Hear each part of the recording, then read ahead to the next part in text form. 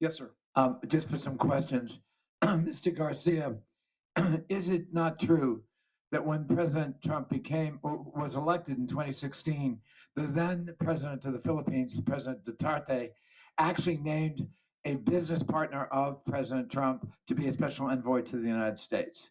Absolutely, sir. And as you don't know, and much beyond that, Donald Trump has continued through his family and through his businesses, gain the influence of foreign governments and then trade them for policy proposals. Is it not also true, Mr. Garcia, that a number of Gulf countries, Saudi Arabia among them, actually pointedly would stay at or rent rooms and facilities at the then Trump Hotel downtown in order, presumably, to curry favor? Saudi Arabia and many other countries, yes, sir. And did President Trump then, in fact, financially benefit from those transactions?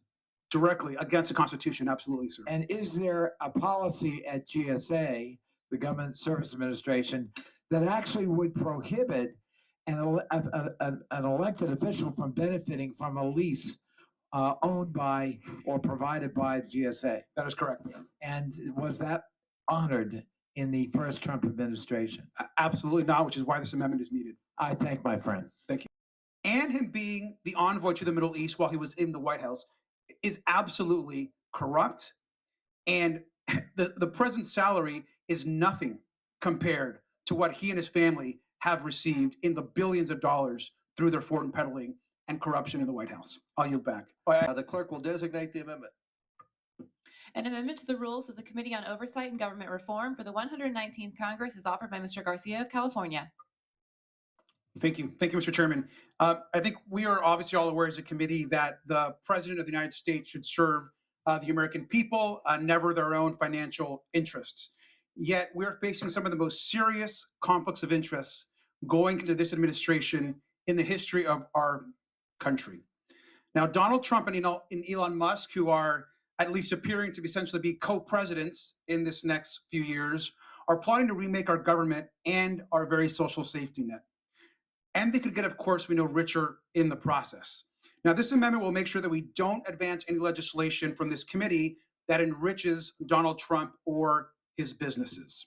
And unfortunately, as we know, because of the work of this committee and House Democrats, this legislation could not be more important, because we know and we saw Donald Trump trying to enrich himself and his family in his first term.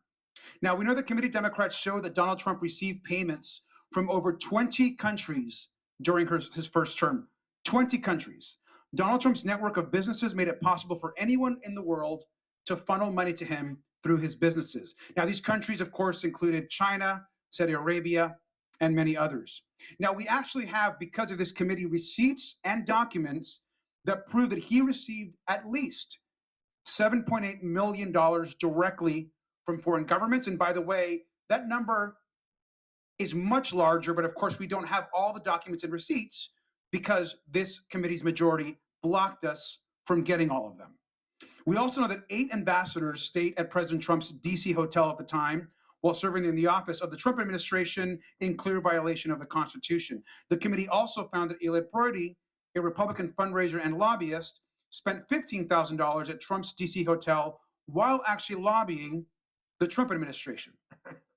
Later, he received a pardon, which we know that Donald Trump and his administration like to give out to people that donated to him. And we know that that, of course, is a clear violation of the Foreign Agents Registration Act.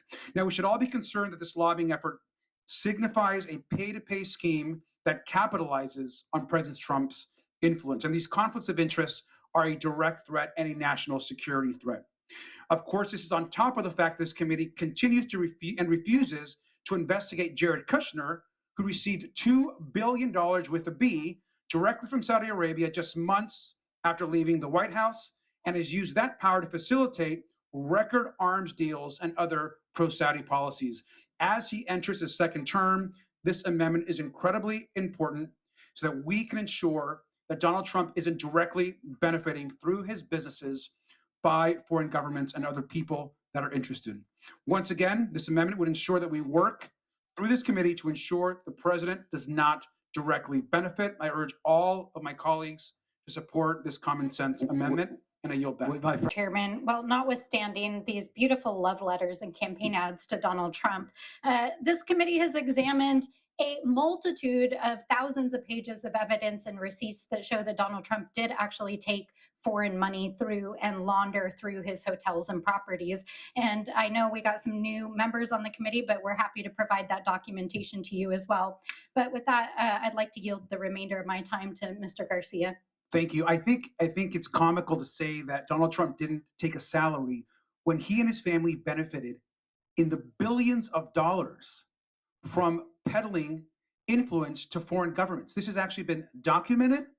The receipts were presented through this committee from multiple countries. And the fact that your son-in-law, who was, by the way, advised to not serve as an envoy by the Secretary of State at the time of Donald Trump, could come in and make $2 billion months after leaving the White House by the Saudi government, of which, by the way, he has not returned any sort of investment to the country on.